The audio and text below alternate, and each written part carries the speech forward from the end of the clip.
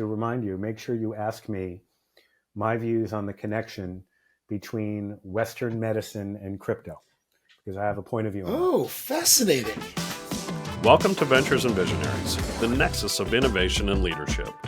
In each episode, join us as we engage industry giants and explore the intersection of technology, business, and forward-thinking strategies. Get ready for a compelling discussion that illuminates the path to business success in the modern world.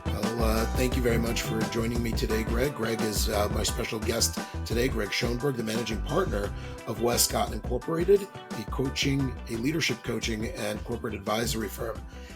Greg has a interesting background that we're going to explore today because, frankly, I met Greg and I'm incredibly interested in his background. We talked a lot about cryptography and finance and leadership, coaching, business, and even medicine.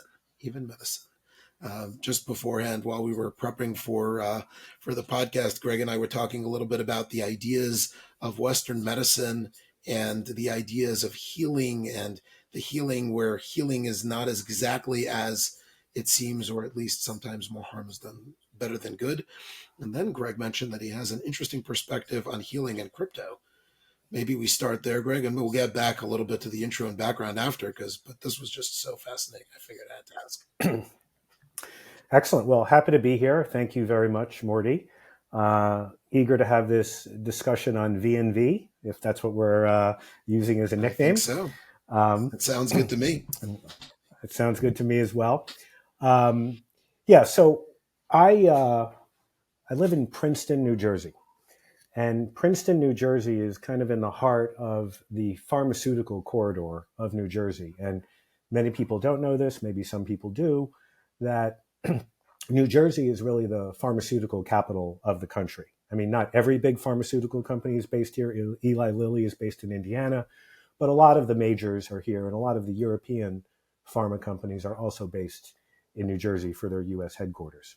So being sort of a rabbit hole learner kind of guy, I did some research into the origins of the pharmaceuticals industry, right? I mean, everybody who I talk to around here is either directly or indirectly connected to somebody in pharma. And the fascinating thing about pharma is in its very early years, most of the pharmaceuticals industry was essentially snake oil. I'm sorry. Right? Don't forget snake oil.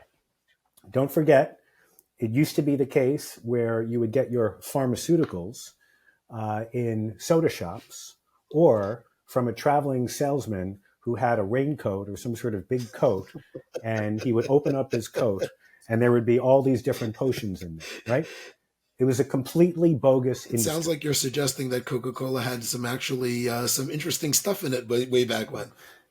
It did. It absolutely did. But what happened over time, because there was positive intent, was that it went from being 100% snake oil to 95% snake oil and 5% good. Capital started coming into the industry, and all of a sudden things like penicillin were discovered.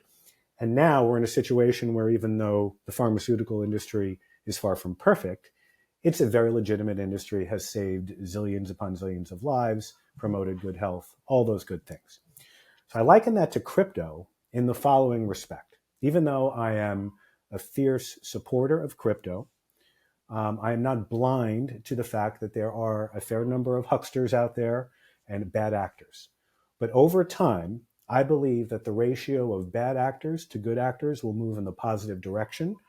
And 10, 15, 20 years from now, we'll look back on those early years when, yes, there were a lot of bad actors, but because of the capital flowing into the space and what I believe is good intent, over time the industry will mature. And I think the benefits of it will spread far and wide. And Greg, to me, it sounds like, obviously, you said you're a big proponent to crypto, and as am I. I've been working with crypto for, maybe 11, 12 years at this point, mostly as a technologist within the firm. So, very much from a lot of the earlier days. And maybe share for us, both philosophically and from an investor's perspective, why do you think crypto is going to go more mainstream? Well, if you think about how money the cost of money is determined in our society at present. Essentially, you have one kindly old guy in his mid-60s named Jerome Powell, who by himself essentially determines Fed funds rate. And he's a very smart guy. I believe he has noble intentions. I believe he is thoughtful. I believe he wants to do right by the country. But the concept of the Federal Reserve Chair was conceived of in a completely different era, right? 100 plus years ago or thereabouts, whatever the exact number is. And at that time, you needed a shot caller because crowdsourcing information and taking in vast amounts of data wasn't practical. Wasn't possible, let alone practical. Exactly. So that institution, like many, were conceived of in a different time where technology was different. Path dependency is such that it's not so easy to get rid of things, even if they have outlived their relevance and utility. So as just one example amongst many, there is no reason why we should have one human being have so much power in their grasp, no matter how noble their intent is. So it sounds like you're a little bit more of a libertarian philosophically. Well, I'm not a libertarian in a doctrinaire kind of way, but I do believe that the way in which the cost of money is ultimately determined by the Fed chair is antiquated. And there is no reason why we couldn't have a more participatory process that involved a protocol where we were able to gather a number of inputs and make better decisions. Because as we all know, Fed doesn't always get things right. As a matter of fact, they get things wrong quite a bit of the time, despite their best intention. But that's because, I would argue, notwithstanding the fact that they have a bunch of people running around studying the economy, it's because we are not using the full force and power of data and analytics. So a lot of things about the financial services industry today are antiquated, and over time, it won't happen all at once. I believe we will modernize our financial system, and I believe decentralization and permissionless systems and blockchain protocols are going to be a big part of that. So as an investor in that industry, is that something that you would encourage people to go about investing, but investing carefully? Sounds like, at least anyway. The volatility you have to endure is the price you pay for the kind of dynamic upside I believe crypto will generate for those people who can hang on for the long term. So but intestinal fortitude, not something serious intestinal fortitude. You need serious intestinal fortitude. You need to recognize that at times things will be bleak, that other times you'll think you're a genius because of how much you're up, and neither is true. So in the long term, this is very, very exciting stuff. But in the short term, if somebody's investment horizon is in the short term, this is definitely not the thing to be looking at. Not certainly a lot. I think everyone in their portfolio could use a little spice, but you want to carefully calibrate the amount of spice you have in your soup. Yeah, there we go. I like that because I don't want too much salt in my soup either, because that doesn't taste all that great. In any event, but that is a super enlightening perspective. I really like what you said about the connection, or at least the parallels between medicine and cryptography. But so thank you for sharing that, and maybe now is a good opportunity for us to just speak about your background a little bit, because clearly having coaching and having crypto and investing, and if I recall, you started out in a completely different industry as well. Yeah, so I started out in politics. I worked for a U.S. senator from New Jersey by the name of Bill Bradley. And after working for Dollar Bill, as he was known, I became a corporate lobbyist for a gigantic oil and gas company named ARCO, where I learned how Washington really works, or doesn't work, as the case may be. And after spending a couple of years in Washington as a lobbyist, I decided that I wanted to do something more wholesome and honest. So I went back to business school and became an investment banker. Wow, not bad. Yes, that was one of my big jokes. You could tell that joke had been pre-planned.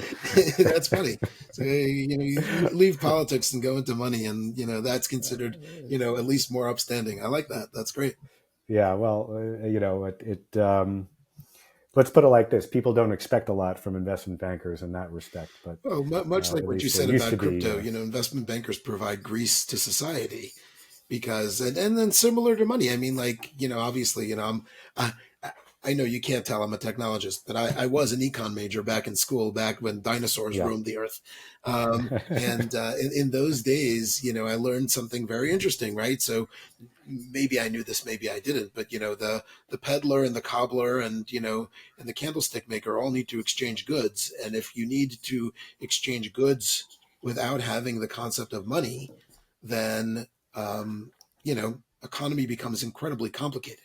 So, having a store of value or a transport medium or trading medium, all those things are just very interesting. And, so I wonder if investment bankers are similarly, but I didn't mean to derail you. It's okay. They're necessary evils. Let's put it that way. So after 13 years of banking, I ultimately decided to pull the ripcord on my Wall Street career and spend some time with my family.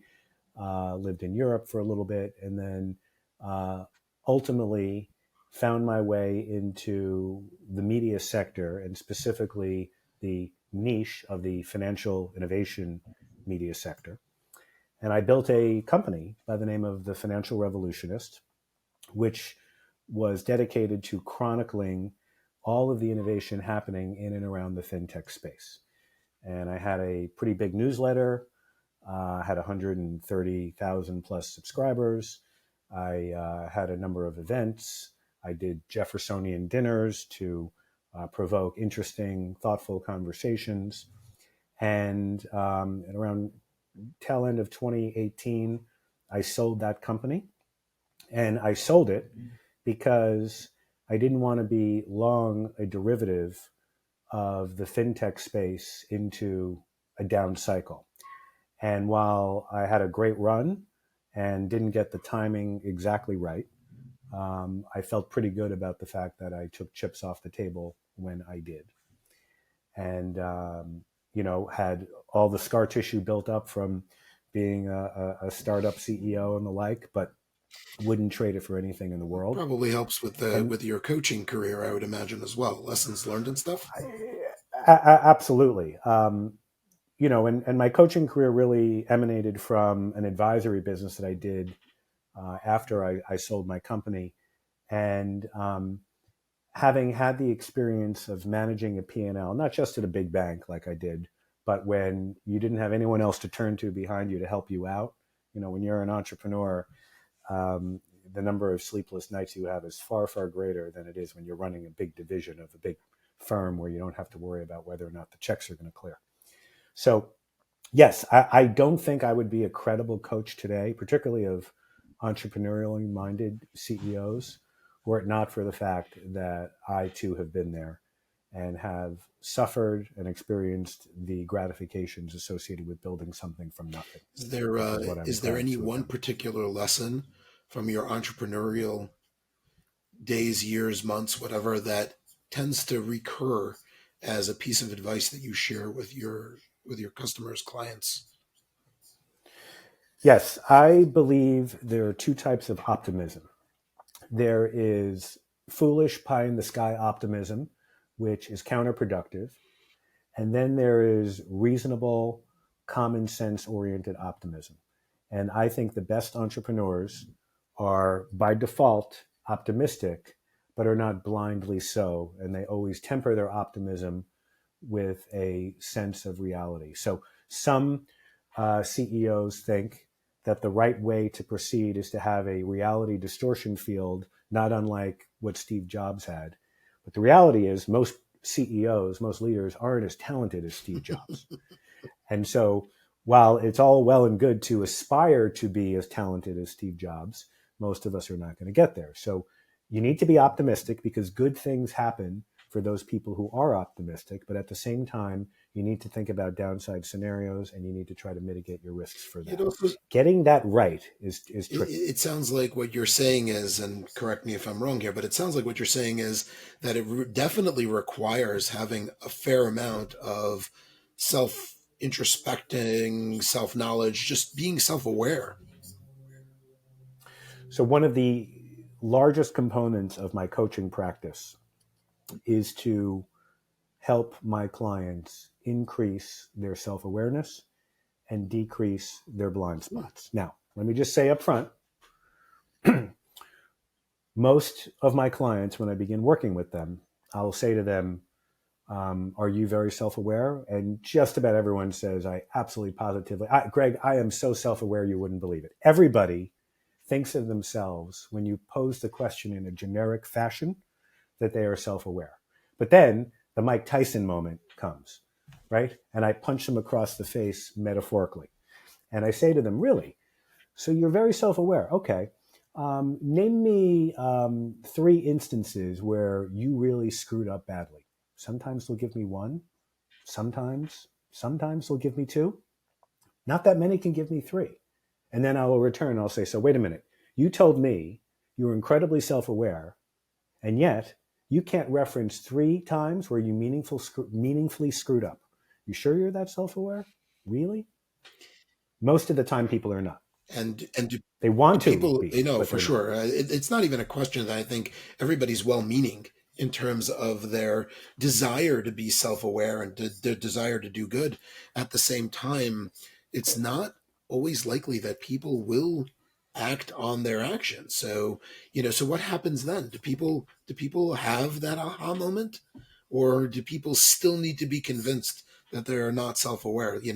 What was it, that famous question that was taken in yes, Monty. Oh, sorry. Oh, yeah, the famous question.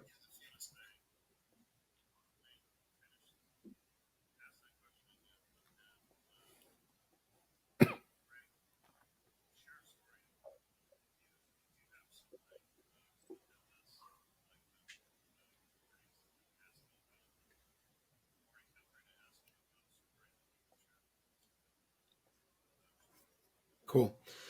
Thank you. So, yeah, I was asking that. I lost my train of thought. It was what were we talking about? We were talking about Self-awareness, and everyone thinks they're self-aware. everyone thinks they're self-aware. And Greg, I'm sure you have many stories about it. The famous study that I heard was that people ask doctors and tell them that 50% of their graduating class graduated in the bottom half of the class, and they disagree with that statement. Yeah, I think you're referring to the Dunning-Kruger effect, and I see it all the time. One of the other famous examples of that relates to the fact that most people think they're an above-average driver. Yes, exactly. It's just absolutely the case. Especially with me. I'm sure. I just want to point that Especially out. with you. Yes, Especially exactly. with me. Exactly. How many fights have occurred because the husband didn't want to ask for directions because after all they That's thought right. they knew better. So yeah, it is one of the big biases that I see time and time again. People think that they are way better than average, and the result of that is another one of the biases that I spend a lot of time working with people on. It's called the self-serving bias, which speaks to the fact that most people attribute their successes to the sweat of their own brow and to their failures to just incredibly bad luck. So I have had several clients who have said to me, were it not for COVID, I would be on top of the world right now. And while it is true some of the time, I mean, COVID was obviously a 3 standard deviation event that had incredibly unforeseen and dramatic impacts on all sorts of businesses. The reality is it is very psychologically soothing for people to blame their failures on external factors. And many people who I consider to be smart, talented, and motivated have trouble saying that second business that I started failed because of me. That's It's hard for more a than lot of people to self-awareness say. at that point. It's also assuming self-responsibility, which is yet another Yeah. layer that I don't know that is common. Um, Well, Morty, there is this really interesting dance that occurs between people who have confidence and people who cross over into arrogance, mm, right? And leaders need to have confidence. And so a little bit of reality distortion, little bit, is a good thing. But when you have too much reality distortion and when you truly think you are the greatest thing since sliced bread, or, you know, pick your, the iPhone or whatever thing you think is just the greatest thing, that's when it trips over into arrogance. And what I do is something called constructive provocation. I try to provoke people by, from a good place, pissing them off, by challenging some of their most precious pillars of how they ultimately perceive themselves. And I'm not doing it to be a jerk. I'm doing it to try and increase self-awareness, because the more self-aware you are, the better your chances are of success. the problem with society in general is the fact that in most cases we are raised to be nice. So, having someone ask you hard questions, especially if you're the leader of an organization and the people below you would, let's just assume for argument's sake, might be scared that asking a provoking, very difficult question may put their job in jeopardy. So, having somebody who can actually provide that for a leader, for an entrepreneur, for an executive, it sounds like that would be very, very valuable, I would think. Most of the time it is. Occasionally somebody fires me, but that's okay.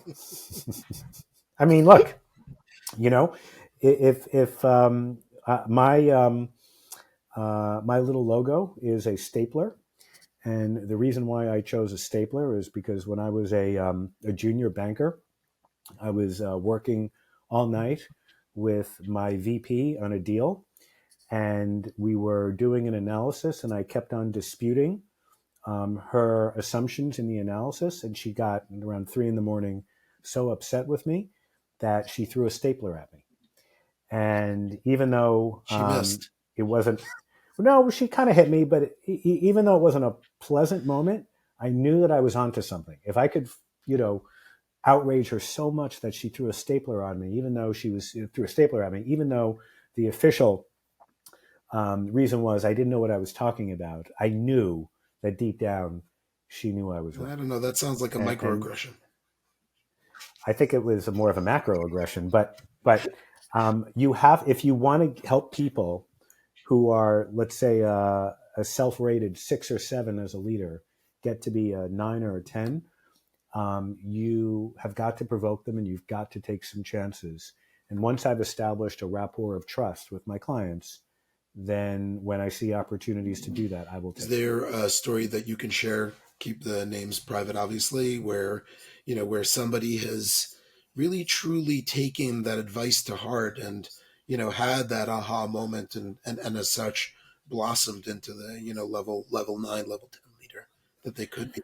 Yeah, as a matter of fact, one client that I worked with in the alternative energy industry, who very much believed that he had it all figured out when it came to dealing with the various policy machinations and rules associated with his particular technology. I came at him and I said, here are the 3 flaws in your logic, and here's why I would encourage you to reconsider your position and the overall degree to which you have staffed up your legal department. And he did get angry at me. As a matter of fact, he said, I don't think we should work together anymore. And a month later, he called me up and he said, I thought about it a bit more, and you were right. And I'd like for you to come back. And as it turns out, I didn't. because I didn't have the bandwidth at the time, but I appreciated the fact that he acknowledged that he was being thin-skinned and sensitive. And after he did some soul searching and had to explain to his wife why he fired his coach, he ultimately came around. And, I said to him after I told him that I wouldn't come and work with him anymore, I said to him, but you know what? You don't need me anymore. The fact that you were able to come around, acknowledge that you were wrong, and own it, you're on your way, and I feel very good about that. So occasionally I do get fired. That's okay. Every once in a while, someone wants to come back as well. It must be really rewarding. I feel the same way sometimes when you feel like you've given somebody good advice and they take a deep breath and say, well, I want to go in a different direction. And then they come back months, weeks later and say, you know what, it was, because I feel like sometimes it's difficult for people to admit their mistake. Let me give you another related point to give some consideration to. If you're not familiar with the concept, a life-changing concept for me is something called resulting. Now, resulting was coined by a woman by the name of Annie Duke, who wrote a very famous book called Thinking in Bets. For those people out there watching or listening, if you haven't read Thinking in Bets, I would encourage you to do so. And if you didn't like the book and ever meet me on the street, you can yell at me. But Annie Duke talked about the fact that we often determine whether or not a decision was right or not based upon the results.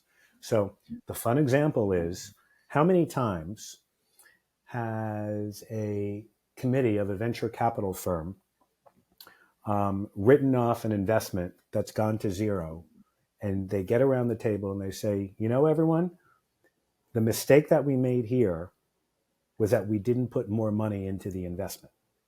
Now, at first blush, you would say, well, wait a minute, company went to zero. They didn't make a mistake by not putting more money in. Under what basis would you say the right answer should have been, no, we should have put more money in? And the answer is, you have to separate out the result from the decision-making process. 9 out of 10 times, it might have made sense to put more money into that company. An act of God, an incredibly odd thing happened, and the company wound up not working out.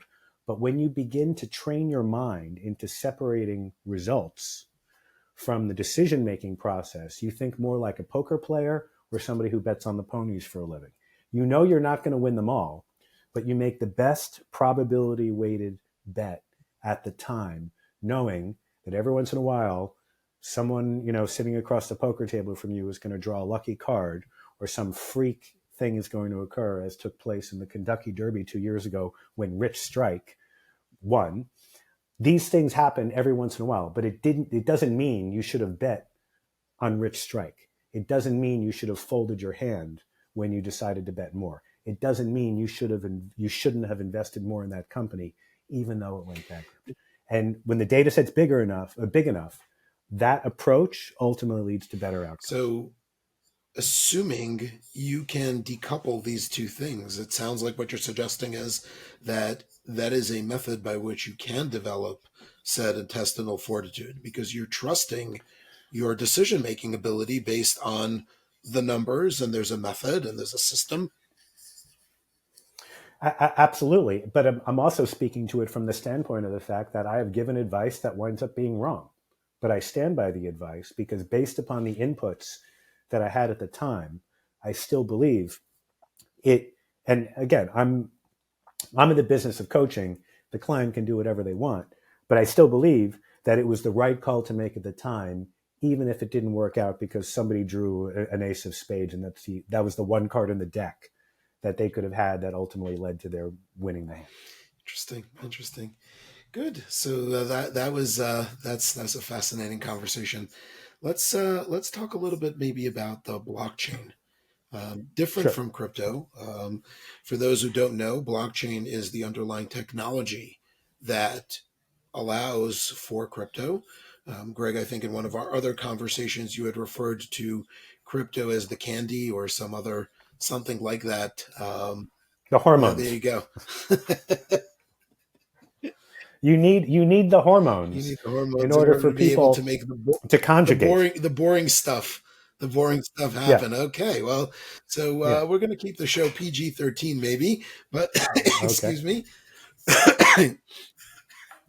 We're going to keep the show PG-13, and we're going to try and talk a little bit about the underlying technology. Hopefully, we're not going to keep this. Hopefully, we'll keep this high level enough that this is interesting for business people. One of the things that I always like about the blockchain is the idea that provenance becomes very, very obvious. So if this is my thing, I know it's my thing, and it's not just assumed or some other way that's built on some other trust.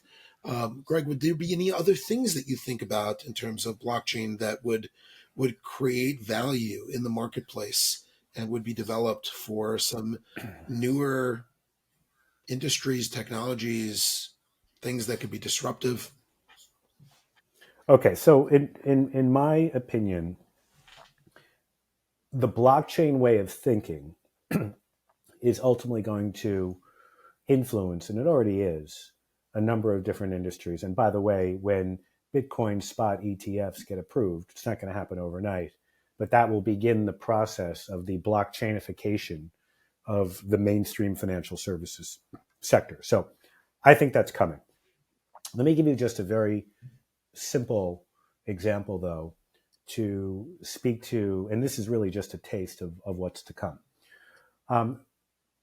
Morty, let's say you're an artist and you paint a picture, and I go into a I just gallery want to point and I out, buy by the your way, picture. that this is a very, very hypothetical conversation because I could barely draw stick figures. But we're going to Okay. continue down this particular example. I'm an Okay. Fair artist, enough. okay? Let's I have my. Morty is an artist. Yes. He painted this picture. I walked into a gallery and I absolutely loved it. So I buy the painting and I take it home and I decide I'm going to move it to another room and I'm going to put it in my summer home. And there's nothing Morty can do about it because I own the painting. However, if I love the painting so much that I decide to render the image of the painting on a t-shirt and choose to sell it on eBay and make a kabillion dollars on it, Morty will probably be in a position to pursue me legally because he sold me, most likely, the display rights to that painting, but he did not sell me the commercialization rights to his work, even though I own the work. And this separation between display rights and commercialization rights was something that prior to blockchain based art didn't really exist too much. I mean, a little bit around museums and what you're allowed to do and not, but not in any kind of meaningful way. But because art that has been birthed on a blockchain has different properties associated with it, and it's easy to sell that art, and it's easy to do all sorts of things that were not possible before, display that art in an airport lobby or things of that nature. All of a sudden, commercialization rights become a much bigger deal relative to display rights. So it came from crypto, but it is ultimately going to have a lot of influence in the broader traditional art market, in my opinion. And I was thinking about it more in terms of, let's say, the food industry. So tracking down lots and various other sources of products based on sickness that may or may not be created by a processed food that may have, certainly dozens and perhaps more ingredients that come from all over the world, being able to track back what came from where and provide better information for people can be done a lot easier with blockchain than some other ways. I mean, I agree with you 100%. And I think over the long term, that'll be a big deal.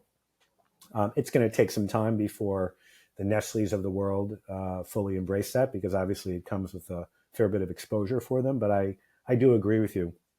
That's where the world is going. And in products like coffee, for example, you're already seeing some of that. More broadly, the other thing I would just share with you is, as somebody who I guess I was a traditional person when it came to my own personal security hygiene. Um, when I started buying crypto on exchanges, transferring that crypto to hardware wallets, writing down my seed phrases, air gapping my security, doing all of these things, it heightened my awareness. And it's interesting because there's nobody to run to. If heaven forbid somebody infiltrates my wallet and steals my crypto, because there's really no recourse I have, you tend to develop security muscles that you didn't have before. So the reality is, if somebody steals your Amex card and goes to Best Buy and has a field day, you just call up Amex and you say, those charges aren't mine, and they get rid of them. So there is a moral hazard associated with the way the TradFi system works from the standpoint of security. But because I developed those security muscles through crypto, let's just say my passwords, even for my TradFi accounts, are much longer now because it's still a pain in the butt if somebody steals your card number, even if ultimately you're not going to be out financially. Yeah, the security conversations, and certainly from somebody who's been on the front lines of defending companies who are engaged directly with this stuff, I'll tell you, those stories are interesting. Those stories are I'm sure interesting, they are. including the time that we had a Good Samaritan return a phone that was, let's just say it was misplaced. Maybe it was pickpocketed. I don't know. It was returned with a different SIM card inside of it. So the amount of scams are abound, particularly when people have targets on their heads. So having a good security posture, if you're planning on being in this place today, is certainly a lot easier. And there are companies who, while they're not 100% intermediaries and they present a whole other risk profile, but it makes it a lot easier than having to manage your own cold storage and your own hardware wallets and so on. I agree. And, I wonder, will there ever be a day that comes where a mainstream financial services firm says, um, if your money gets stolen, it's on you, right? Because we can't afford to incur the costs. Right. And, Well, that goes that I we'll think see that's just that goes to the general idea of what role does government play in our lives, meaning like the financial institution to a large degree. Certainly, let's just talk about plain old vanilla banking, right? So they can refund my money because they're insured by the FDIC. Not all of it, but some of it. And so at some point the collective good of society needs to be protected by society, at least as represented by government, I think. And look, I would say that I'm a little bit more, I'm a little bit more conservative as far as this stuff is concerned, maybe even libertarian, but I don't want people involved in my business. I don't. But by the same token, there are some times where that's necessary, right? So, Ayn Randian world would potentially be where, sick people need to take care of themselves and they have no other choice. And the infirm or the unable, don't get cared for by society. And maybe on some karmic level, it is their responsibility to fix their own problems. But that kind of sounds not like the kind of society we want to grow. At least not from my perspective. I mean, I don't know. And maybe this is Morty, I agree with you. It's a tricky balancing act, but there were no atheists in the World War I trenches, right? I mean, it's very easy to say you are libertarian, and I have libertarian leanings sometimes, until something horrible happens, and you're like, where was the government? How come they weren't here to protect me? And it's kind of the reason why I tease some of my friends who work at the big five banks, and I say, I know you don't want to admit this, and it's okay, you're secret safe with me, but you really work for the government. You're just a really high paid employee. And they're like, no, that's not true. And I'm like, really? Is there any scenario where the U.S. government will allow you to go, your bank to go under? No, you work for the government. Yeah, and there's a lot of truth to that, particularly as the last banking scandal ripped over the U.S. economy this past summer. Those were interesting thoughts for people who migrated from many small banks into the big banks. I've spoken. Well, Morty, all I have to say is FTX went bankrupt, right? Binance, major problems, right? No bailouts. Nobody stepped in. The industry took it on the chin, moved on. Silicon Valley Bank, some of these other banks, federal government stepped in. Okay? There was no bailout for any of the crypto companies that got in trouble, and the industry is back on its feet. Yeah, it's interesting. I mean, granted, the size and scope of those types of events are much smaller, but if okay, so 20 years into the future, do you think something like that happens, and you now have the big five of crypto, and crypto is mainstream, and a crypto event like that happens? Is there a bailout? I mean, hard to know, but as crypto works its way more into the fabric of our financial system, I do believe that both the protections it gets from the government as well as the exposure to the industry increase. And over time, it wouldn't be a surprise if an industry that started out as fully decentralized and beyond the government has more of a hybrid posture towards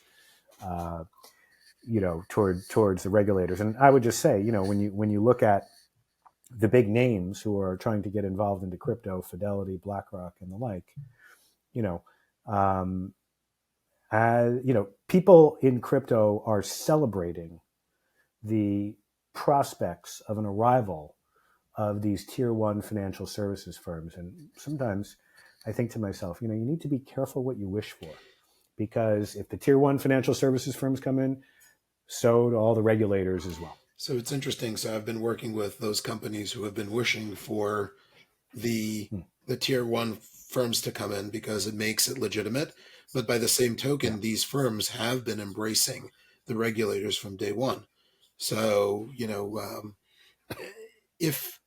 if you have the perspective, I want to be a legitimate financial company, and I'm bringing with that all the trappings, if you will, and the benefits that come along with that, then that could be a very interesting play. At least it has been for said companies. Fully agree. Fully on a different note, would you think the U.S. government would ever tokenize the dollar?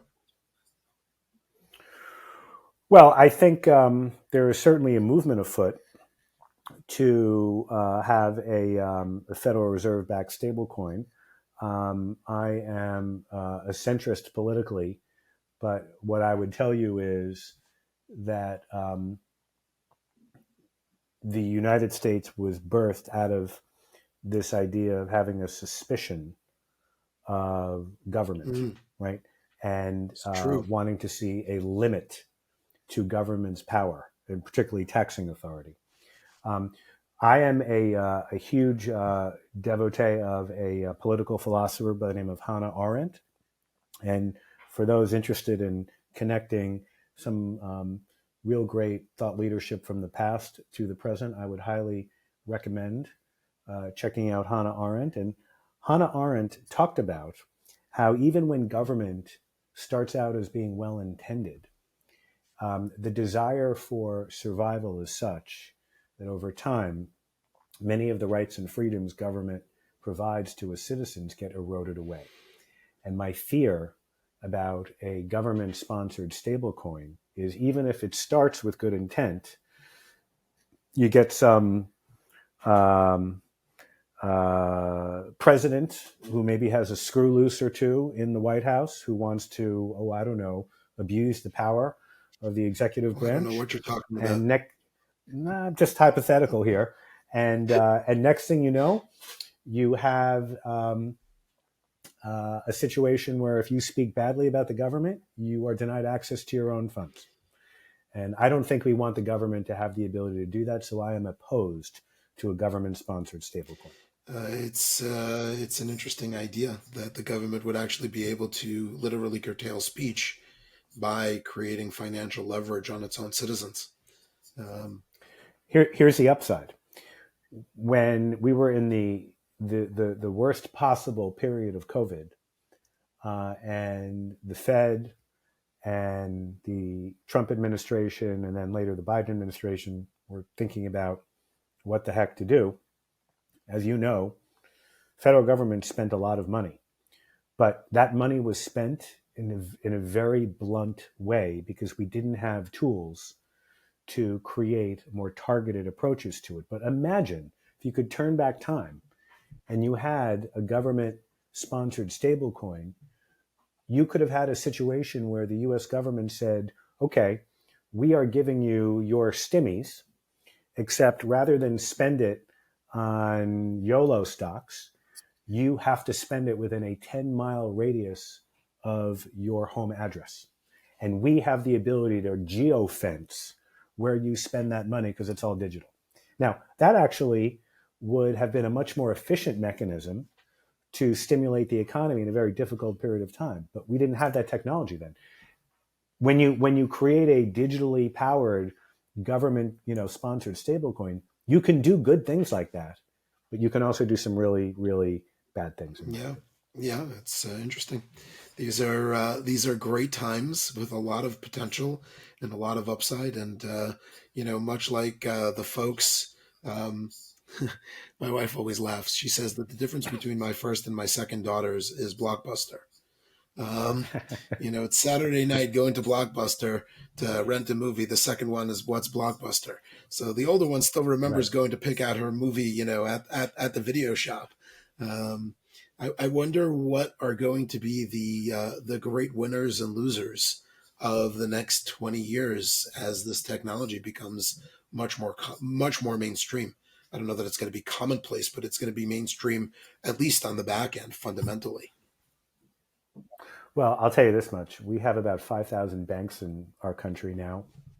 Most other westernized first world economies have 5, 6, 7.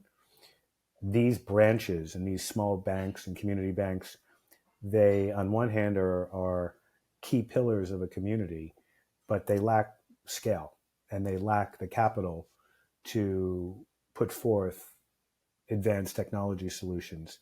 But they existed because you couldn't have, a small business 80, 90 years ago if the closest bank to you was 300 miles away, in some of these Western states. So the country is scattered with modest-sized banks that I don't believe have much of a future to the extent to which the regulators allow for consolidation. I think we'll have dramatic consolidation.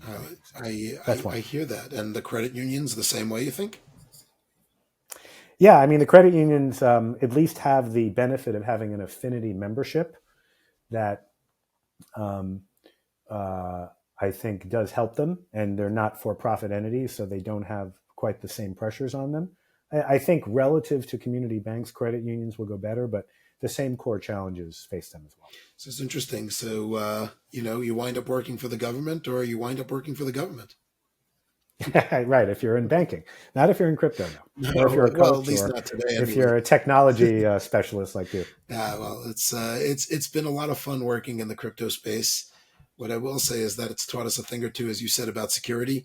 It's taught us a thing or two about technologies that the first time we were talking about this stuff was, nodes and various other infrastructure technologies that would authenticate the transactions, and building those out was just fascinating. I mean, this goes back 10 plus years. So these were very new, and documents that were literally just written that needed to be followed. And the documents themselves were missing half a dozen steps because the people who wrote them didn't really know what they were doing either. So it's just right. Figuring all this stuff out has been very interesting. And now, it's been commercialized to a large degree. So the growth in the industry, as you said, I think is a testament to the fact that the industry itself is maturing already, even if it's not mature in any way, really. Fully agree.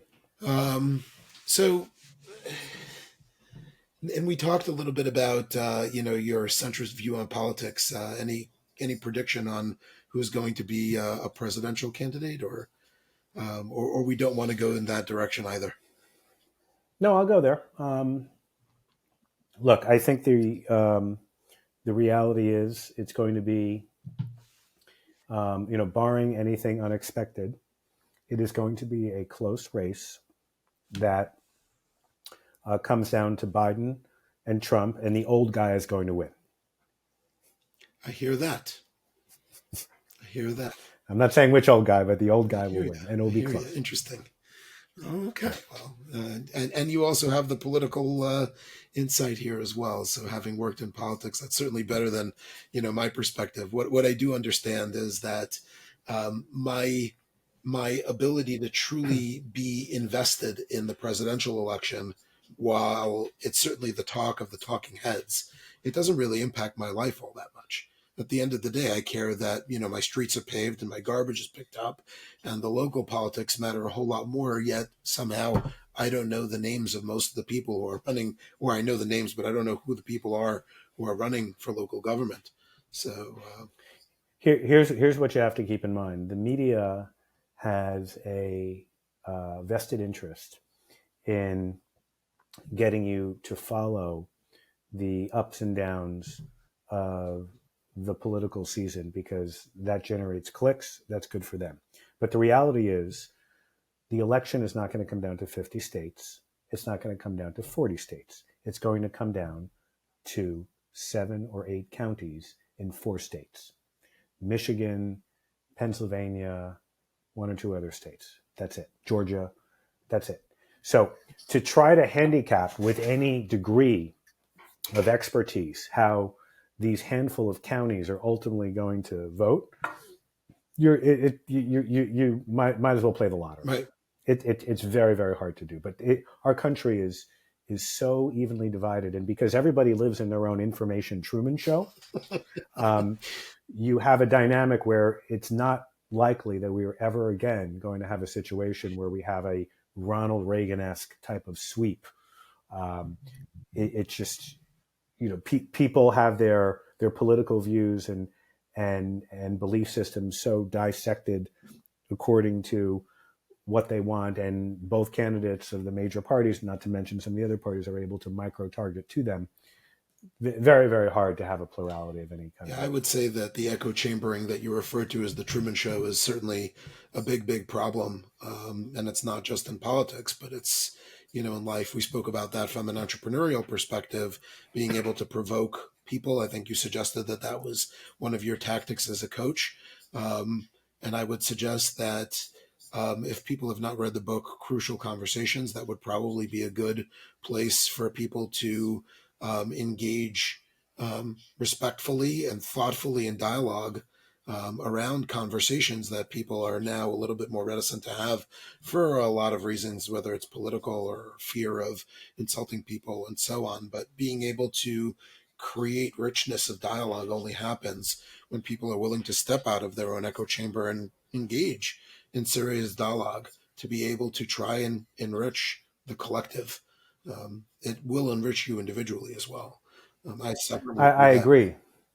No, I agree. But back to the economy for a moment. In my coaching career, one of the things that it's been a boon to me that I always talk about is, if you think about the period prior to COVID, most people worked in an office, a couple of people didn't, and we still had a dynamic where W-2 employees represented the clear majority of workers. Now, fast forward a couple of years later, and upwards of 40% of all workers are working in a hybrid or remote capacity, and about 50% of the entire workforce is in what's referred to as the extended workforce, or the gig economy, right? Most people prior to COVID didn't have Zoom. I had it, but most people didn't use it a lot. Now Zoom and Google Meet and these tools are pervasive. So in a relatively short number of years, the economy and how people work has dramatically changed. And if you're a leader and you think you can dust off a book from 2010 and have it be applicable today, that is really, better be a really special book, because so many dynamics change when you are managing a team of people remotely, and half of them don't even get healthcare through you. Huge changes in dynamics, huge challenges in how you inspire people to lead, huge differences in how people work with one another and how you facilitate bonding. Everything is different. It's great news for me and other people who are in the leadership coaching business, but it is a challenge that people need to be mindful of. And I'm sure for you, it is very, very good for your business because it creates all sorts of new security issues. But my goodness, what a change we've had. Yeah, I mean, from our business perspective, the migration to the cloud was only accelerated by COVID because people needed to work remotely. And now that people have worked remotely, especially with the generation that grew up more as a digital native and less as somebody that was then introduced to it later on in life, they were able to adapt to it quickly and don't want to go back, which basically means investments in offices now become categorically different. So real estate changes, how you build out collaborative work teams, how do you mentor young people who are coming into the workforce becomes a tremendously different question because the tap on the shoulder for, hey, how do I do this, now needs to become a meeting. And on the one hand, you have a generation, again, broad strokes, that at least is spoken of differently. I'm not going to editorialize. Is spoken about differently than prior generations, and is looking for different things and is motivated by different stuff, now has different technology and a different work environment, and needs to be mentored to be able to, aside from prioritizing their quote unquote, what you called gig economy, their side hustle. So there now needs to, the economy itself will need to grapple with all these challenges. And what does a new modern company look like? Is it always flexible hours? Is it flexible workspace? How does mentorship happen? How do people grow? So yeah, Greg, I think that for you, this is going to be fantastic. Hopefully people will recognize the fact and be mindful enough to invest in themselves. These are big questions. A lot of people are. The coaching industry is growing. It's been destigmatized, which is great.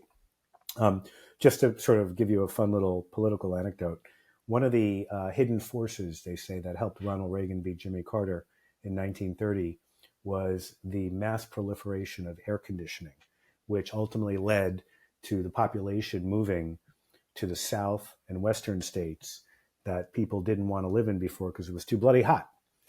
And when I think about how the current period of remote work will ultimately have all sorts of unintended implications, I think about the fact that I have one client in Sun Valley, I have another client in Hawaii, I have a few clients in Florida, and none of those people were living in those states prior to COVID, and they are never, ever coming. Yeah.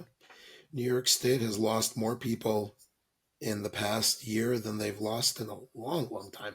I don't remember the exact figures, but as a New Yorker, that is both interesting and frightening. Absolutely. And yeah, particularly given the transportation system is predicated on a certain number of swipes per year, which we're not going to have. Yeah. So I will say that as a business owner, particularly one who employs by and large younger people, I find that the team is more holistic, gels better, and is more dynamic on the days they're in the office. That said, there seems to be a resistance, even on my own. Like, I have to get up earlier to get into the office. I have to get ready. I have to, my client that actually manufactures makeup, was during COVID. They were all about encouraging everybody to be camera on because you want to put on your face, That's not my problem, obviously, but that's a separate issue. Well, I'll make this point on that. So a lot of my clients will say, how do I motivate remote workers? And I will typically use the old adage, if the mountain will not come to Muhammad, Muhammad has to come to the mountain. And what I what I tell leaders to do is get your butt on a plane and go meet with every one of your employees face to face if you can. Because you don't really know somebody if you only know them through a video conference call. I'm not saying people can't present well. I'm not saying you can't build a connection, but most people are good performing, even if they don't realize it. Everyone is performing when you have a camera on you. But it's those little moments when you're breaking bread with someone and the waiter spills water all over your lap and people in an unscripted moment have to react, that you often gain insights as to how people really are underneath the guise. And so it's important from the perspective of not only bonding with people, but really trying to understand their character and whether or not you want them on your team long term. And I got to tell you, Greg, it's totally true that meeting people face to face is, well, I'll say this at least from my own personal experience. My own personal experience is that having not worked in the office for a couple of years and having been gone back in this last year, at least a couple of days a week, I'm finding that I enjoy being out of my house. I enjoy meeting people. I enjoy seeing people. I enjoy being both scripted and unscripted. So from an advice perspective, it totally resonates with me. And I think that for all those of us who have the opportunity to re-engage in society and life, we should absolutely take that opportunity. But continue to watch the V&V podcast. Absolutely. Absolutely. Do both. Yes. It's not either or. That's right. I want to thank Greg Schoenberg, the managing partner of Westcott Incorporated, and a leadership coach extraordinaire who has joined us today with incredibly thought-provoking insights on economy, politics, crypto technology, and I really appreciate you joining me today. It was a great pleasure. I enjoyed it.